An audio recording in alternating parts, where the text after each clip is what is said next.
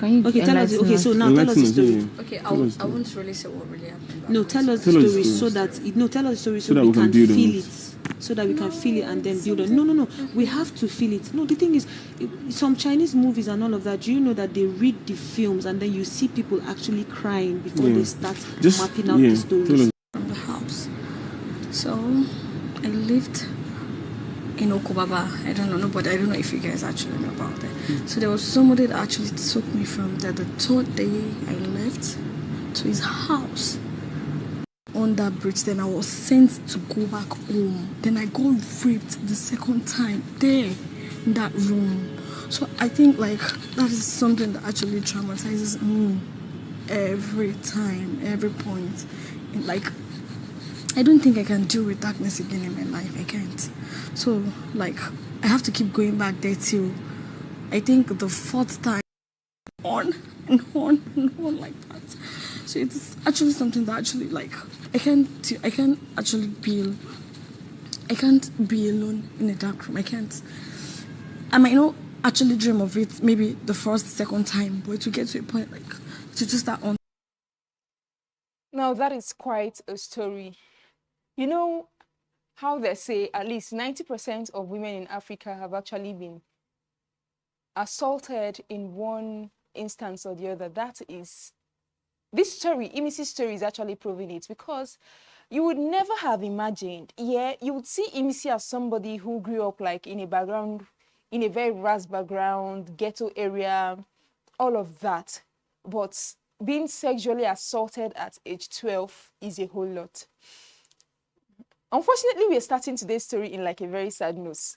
Usually on normal days, we start with either somebody dragging somebody or somebody winning this, but today's story is something else. I'm going to get back to it, but before then, we are going to start with some of the things that happened yesterday, one of which is Mensa. My name is Bbnaija. My name is Ruth Nyeremoko, and this is Big Brother Naija update only on Leadership TV. Let's get this over with because it's so packed with emotions. Now, Mensah won most influential housemate yesterday. And yeah, I was so happy for him. This is like the third time Mensah is getting immunity. And getting immunity to the grand finale of this show is no child's play. Guy literally rolled on the floor. It was emotional. It was just so packed. And there's a whole lot to unpack today. But moving from Mensah, let's now go to Sultana. Who would have thought? Yeah? Who would have thought that Sultana would win HOH of all things? Like, you know, when Sultana, Mide, and Coin were up on the second phase, I was thinking that, okay, Coin. I was looking forward to, okay, Coin winning. But the way this girl won, like, it was like a pack of cards for her. It was so easy for her, if you ask me. Mide kept struggling and trying again and trying again and trying again. Coin was doing it as well. Before you know, everything will crash. You would have to start from the beginning. And there was the biggest ninja also coming around to help them arrange things and all of that. But Sultana finished that game in like 2-3 minutes, and she was just watching them with so much steeze. Have you a competitive queen? Because that is what Sultana gave us yesterday. But before we come back to unpack the loads of stories that we have, can we watch the period when Sultana was announced the HOH of the house? It may seem as though you have your second finalist. Housemates. Yes, big brother. Your new head of house is Sultana.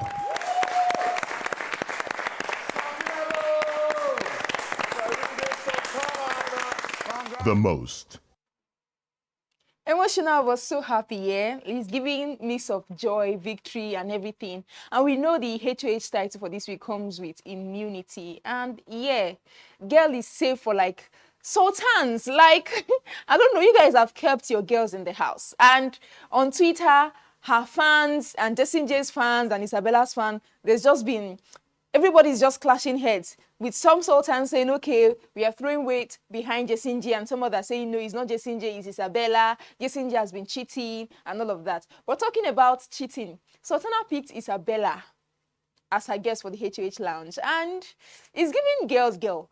But you know, they've had this kind of beautiful friendship over the past few years, especially since Big Soso and Ibata and, you know, Sultana's clique of friends left the house. So Isabella has just been that one person that she could easily fall on. But let's not forget, from like the beginning of the show, these guys, they had like, Sultana was always bad-mouthing Isabella, talking one thing or the other against Isabella. We never saw them coming. But Isabella is like one person that has gotten to become friends with people that she never expected to become friends with, because this is her and Coin in some sort of romantic relationship in the house. We don't know what happens to it when they come out and the whole Kain Kumi. I'm looking forward to that. I'm looking forward to that phase off. I'm looking forward to the reunion of this particular show, because with everything that has been happening in the house, I cannot wait for these housemates to go outside and then come back to tell us the aftermath. But Isabella has just ended up being friends with people like you would never expect her to have been friends with on the long run. So she's close friends with Isabella, with Sultana right now, and she's close friends with Coin, of course, right now. So Sultana picked Coin as her guest to enjoy the HOH Lounge. And talking about immunity, 3 housemates have gotten immunity. Every other person is up for eviction. I feel so bad for Ruboy right now. And maybe with culture out of the house, we've signed out for premium entertainment from him, because he's going to cover up the space of culture for us and the space of himself. We don't care. You have to keep us entertained. And we know he has that. Mason has that funny tendency as well. But for Ruboy, he was like the house snail. So he's wearing the hat and he's wearing the tortoise something behind. And he's just, it suits him. He's looking so hilarious. Talking about that. So after he was declared like house snail and everything that came with it, and him washing toilet and all of that, the red phone rang. And Ruboy was the first to pick it. Now, if you know Ruboy in the house and that red phone, you know Ruboy has a special relationship with that red phone. Guy has always, it's looking like that Ruboy, that red phone likes Ruboy, because it's just, whenever Ruboy is somewhere close to the red phone, it just rings. Like he's always lucky with that. But yesterday, do we call it luck or not? Ruboy was able to pick the call. And he was silent. I want to think that, okay, it's because he's like the house snail for the week. And hello, nobody spoke. And then he left. A moment later, the red phone rang again. And this time, K-Bobo picked. And the guy was so lucky, yeah? Would I say I was scared? But I was looking forward to K-Bobo leaving the house this weekend. I was looking forward to him, like on the grading. I would grade that, okay, K-Bobo, if you were to evict at least 3 or 4 people, I would expect that K-Bobo leaves the house. But the god of K-Bobo is very, very alive. The red phone rings, K-Bobo picks it, and then he's given immunity at the cost of 10 million naira. The housemates cannot be privy to this information. It has to live with him and maybe leave the house with him. Let me not say die with him, but the information is leaving the house with him, because nobody can know. But it is the moment where K-Bobo actually wastes some time to answer. We know when Joanna and Dede, they picked that call and they told them immediately, this is what you have. Are you taking it or not? Immediately, the answer was immediate. Joanna was yes, like she was so fast to take it, but K-Bobo took his time. And then was it thinking that, okay, what would be the consequences? How would the housemates feel? There's a whole lot to explain on that video, but watch the video clip and see for yourself. Big Brother's Agent X. Yes. Thank you for answering the red telephone. Yes. Big Brother would like to make you an offer. Okay. You have been granted a ticket to the finale. Okay. This means that you will not be affected by tonight's nominations. Okay. But every privilege has its price. The cost of this offer is 10 million naira and will come out of the prize money. You have the choice to accept or decline. What will it be? So do I make the decision to answer now? Yes, please.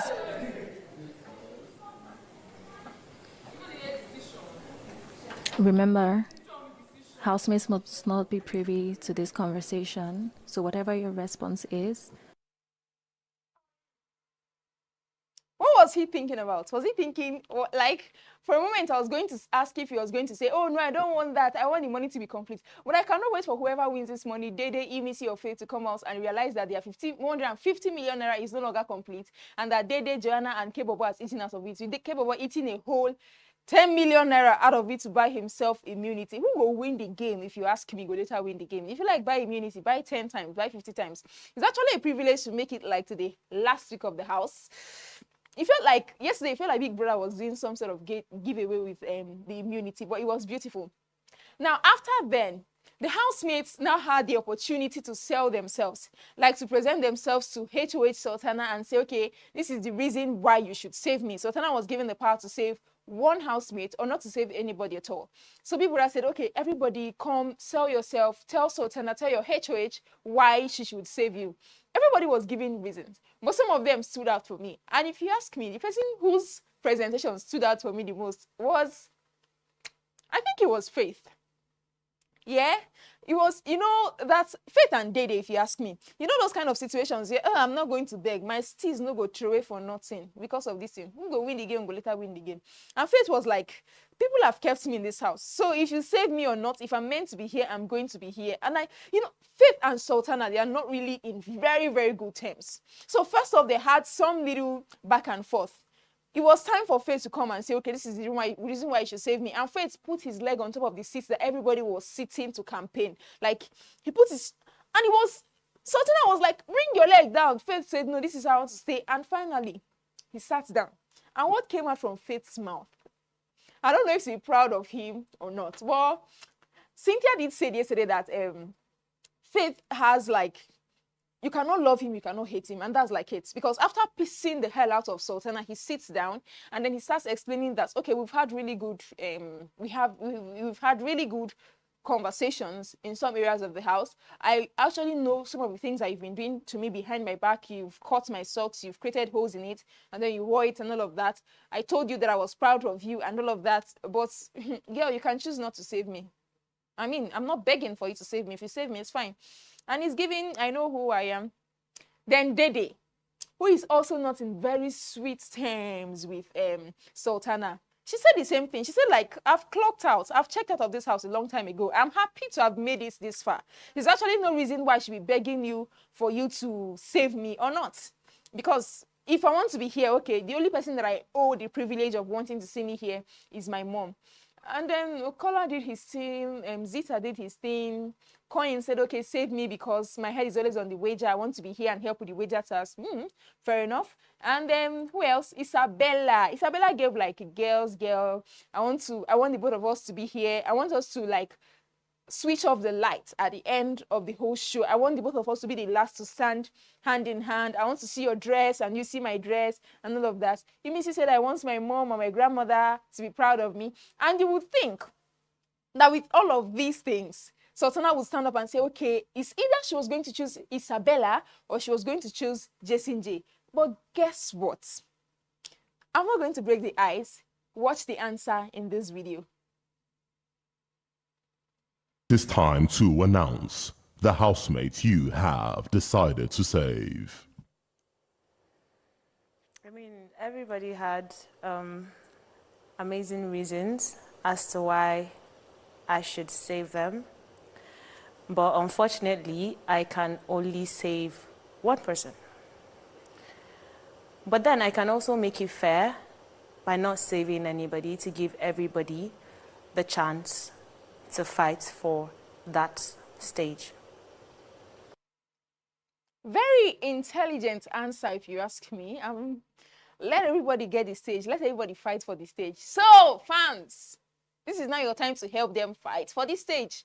Of course, Rude Boy, I feel so sad for Rude Boy. I don't know who else feels sad for him, but like, how was he not even given the opportunity to campaign when others were campaigning? It comes with, there's so many losses in being like the snail of the house because you're washing toilet and you don't even get to fight for your life. That's so tragic. But moving forward, guys, this is the the part that I seriously do not want to talk about, but we have to talk about it. And that is Imisi narrating how she was molested at age 12. She got pregnant at age 13, and she even had an abortion at age 13. That's... Can you imagine if you have like a 12-year-old sister or like a 12-year-old daughter or like somebody, a niece or somebody around you who is 12-year-old, you would know how small, how tender, how naive a 12 years old still is. Now we have children in this generation looking so big. Like they are 15, they look like they are 28 already. Children are 10, they look all puberty, adolescents, everything popping. They look so big, they look 18 already. So imagine how somebody who was 12, and Imisi, yeah, I know, like she kind of looks like she's a fast bloomer, but you could imagine how she was behaving at age 12. Now imagine her being sent out. We didn't get like the beginning of thus the whole narration, but Kayode showed us the parts where Imisi, Coin, and others were seated around, and she was explaining why she's afraid of dark rooms as regards their wager presentation.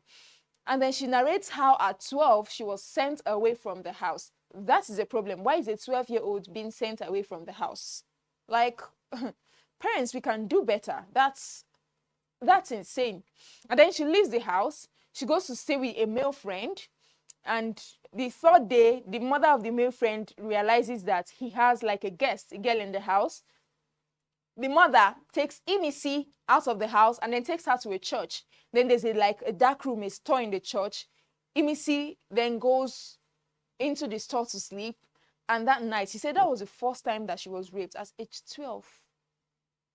At age 12. Okay, I know there's negligence in the part of like the parents, but like the woman, you see a 12-year-old child come to your house to crash. You're supposed to ask, what is the matter? Or like try to settle her and her parents, take her back to her parents and say, okay, what is the matter? What is wrong? Why would you do this to her? Just look for some sort of way, yeah? And there's this thing with Africa that I like so much. If you're beating a child and that child runs to another adult, it is now out of respect. Whoever is beating the child is supposed to hands off. And then the person whom he or she runs to now takes the responsibility of trying to settle whatever is the matter between the parent and her. But what sort of adults do we have? What sort of adults did Imisi grow up with? And then the woman takes her to like that room and then she gets raped. And then she says, she narrates the part where she now goes back to school. She was sent out again. Without having a choice, she goes back. For a 12-year-old, she goes back to the dark room to sleep again. And then she gets molested. And I like to think that it didn't just stop at that 2 times. She just had to cut. Imisi was so sensitive not to mention names or to mention some sort of circumstances that would make people point fingers and say, okay, I know the person that did this. She just brushed around that story. But it makes us... Okay. Imisi explains the part where she's molested till the extent where she gets pregnant at age 13. And then she had to abort a child at age 13. It's looking like I'm telling this story too much, and I know we don't have time, but let's just watch just a short clip of that video once again so that you understand what I'm talking about. Okay. Can you tell us? Okay, so now tell us the story. Okay, I won't really say what really happened. No, tell us the story so that we can feel it. Lived in Okobaba. I don't know if you guys actually know about it. So there was somebody that actually took me from there the third day I left to his house. Then his mom realized he brought somebody home. Then he took me to a church. Then in the church, there's like a storeroom there, very dark. It was just me alone. Nobody in the church, it was just me alone. Then he left. I don't know if he had an idea that there was something that was actually going to happen that night. Yeah, because I don't actually have where to go to. I can't go back home to my parents. And I can't even go back to Okobaba at that point, like that time. So I had to sleep all night there, and I got raped. That was the first time I got raped in my life. So I had to go back to school the next day. Then go back to under bridge. Then I was sent to go back home. Then I got raped the second time there in that room. So I think like that is something that actually traumatizes me every time, every point. And like I don't think I can deal with darkness again in my life. I can't. So, like, I have to keep going back there till I think the 4th time, then I realized I was pregnant and I was just 13 or 12 years. Like, just, And there's like, on Twitter, people are saying that she's sharing that story for sympathy, but I don't think so. She probably would have shared that story since if it was for sympathy. But God. And, you know, these housemates, there's something about the female housemates. There are just few people in this season amongst the female housemates that have not had some sort of sexual experience of that. It's either they're like single mothers, they had issues with their baby daddies, or they were once married and something happened. Or, of course, they were raped. And we saw, even Isabella the other day, apart from being a single mother, Isabella was narrating how she was dating a married man, and as she knew she was dating a married man, then the wife, in fact, she even showed a scar, like a report card show for it. It's like, hey, now God save me, oh, say that knife no land for my face. I just carry my hand up, now it didn't land for my hand. And I'm like, what, Biggie? How did you recruit these ladies? Where did you pick them from? But for Imisi, nobody could have imagined. And it's so sad. Yeah, it's so sad. Like, it's so painful.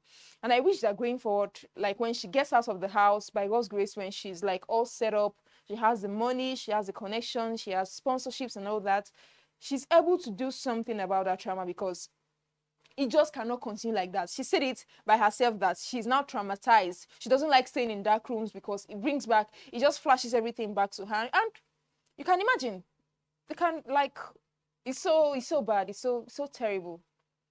But we do hope that she sees to the end of that and that she's able to get over that trauma. Dede gives Kola massage. Okay, before we get back to talk about this, I need you to watch the video of where Dede was actually massaging Kola. And what I think that is. It's not okay. Go back. Go back. I don't want my back to get worse. Go back. Just go back. Old men. I'm just an go old back. man. You're just 29. What do you mean?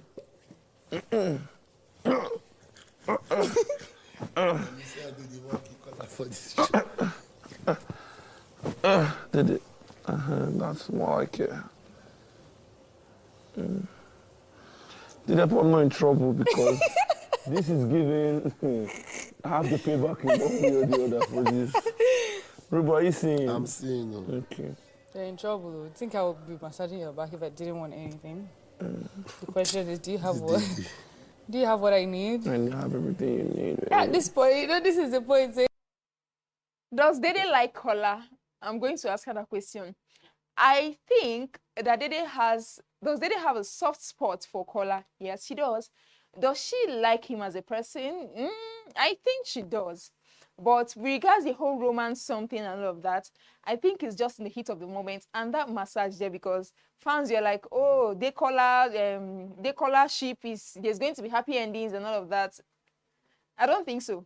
I think Dede wants something, and I think Dede knows her onions. She knows how to get to any of the boys, her fishes. She knows how to get to Coin when she wants to get, irrespective of Isabella. She knows how to get to Jessie J if you ask me when she wants. And of course, Kola is always there. She doesn't need to do anything to get to Kola. Well, you get a person go chase you rich, you understand? You get a person go chase you rich. You might go try, even if you don't go give in, you go try to at least, okay, let me. But that was just what it is. It wasn't deep for that girl, if you ask me. I mean, these guys, they've shared kisses before. And she still told him, I don't want you to look so serious. So let's get over that and talk about the clash that Isabella had with Jessie J. You know, there's a backstory to this. That clash, it wasn't looking like, and it's not about wager, where Isabella was saying, oh, it's because of the wager, and then don't talk to me, don't make me talk, it's not about dance or spoken word and all of that, and Jessie J just don't, there's a backstory to it. But let's watch the video as we round up, as we come back and talk about it, then we'll round up. The energy you should bring is, don't worry, I will learn whatever it is, don't worry, like not joy is coming is hard. Then what did I say? I said dance is something I want to learn. Were you deaf? You're the one that's even going to Joy is Coming. Joy is Coming was like 2 weeks ago, I'll be 3, how many weeks ago? I'm talking about now, not then. I'm telling you, I want to be here because I want to do this. I don't want to go there because I can't even think of doing that.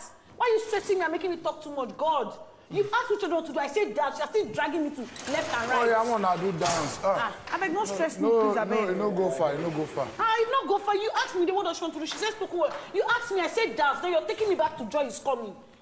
Hey, say that's what he's suggesting. And some of our fans are saying, oh, it's mood swing. Oh, it's menstrual pain. It's a lie. It's not mood swing. It's not menstrual pain. There's a backstory to that. You did not watch it very, very well. Now, after Sultana won the HOH something, she and Jason J shared a really long, annoying hug. It was so annoying, it was beginning to piss me off. Leave this guy the hell alone. I mean, Ebuka just told you that they caught him and Joanna under the sheets the other day. So why are you hugging him for that? She was even crying. She was sobbing. She was weeping.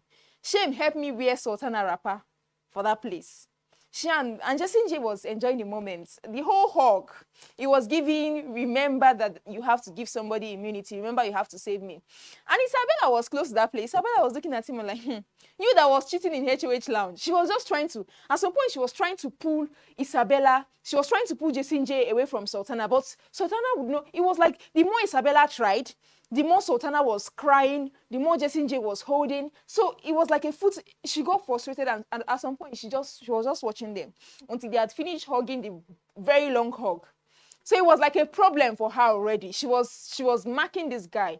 And you know, if Sultana on a normal day, if not that she made the other kind of decision, she probably would have chosen either Isabella, yes, or Jason J to save, like to give immunity. She didn't choose any of them anyway. But Isabella, the whole thing was, it was meant to piss her off because this is what you're doing. I know my friend doesn't know. It's more like my friend can forgive you, but me, I cannot forgive you. So they go back to the HOH lounge, and then she just keeps getting excited. And while they were going inside, she was talking about people that cheated in the HOH lounge because Jason J and Joanna had once spent some time in the HOH lounge. So Isabella it felt like a subtle reminder that, girl, don't forget what happened. You have some power here. Don't throw it away. We know you like this guy so much, but you've got to be woke. And all of that happens. So that small, it wasn't even an argument. They were talking about Bbnaija. It was like an avenue for her to, like, she's been looking for the opportunity to fire Jason J, and the opportunity just came in a platter of gold, and girl did not throw it away. She held it tight, and she slammed the living daylight out of him. Are you deaf? So, damn, that was the part that got me. Are you deaf? For what? You're just talking about Bbnaija. Are you going to dance? Then I spoke about Joy is coming. What is inside Joy is coming that is enough to annoy somebody that much? I'm still asking, but... Well, we are looking out for Sultana's reign as HOH. It's going to be maybe not a very long week, but this is like their semi-finals. The housemates, some of them are on edge, some of them are quite grateful we made it this far. Some others are, I don't know yet. It just goes, and we can imagine how Rude Boy feels right now. As much as I feel bad for him, but a game is a game. So here's a question, yeah? Who do we think would go home on Sunday? Because it's now looking like K-Bobo out of the way, Mensan out of the way. It's now looking like your dear Kola, your dear Dede, somebody has to go home. But who do you think would be going home? Of course, we'll be here to unpack that gist when it finally happens. My name is not Bbnaija. My name is Ruth Ngoku, and this is Bbnaija Updates on Leadership TV. To get more of everything that we do, follow our Instagram handle, our Facebook, TikTok, and YouTube handles. Until I see you tomorrow, bye. Be part of our brand.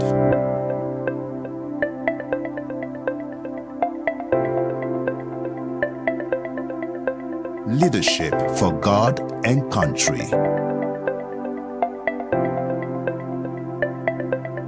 Be part of our brand.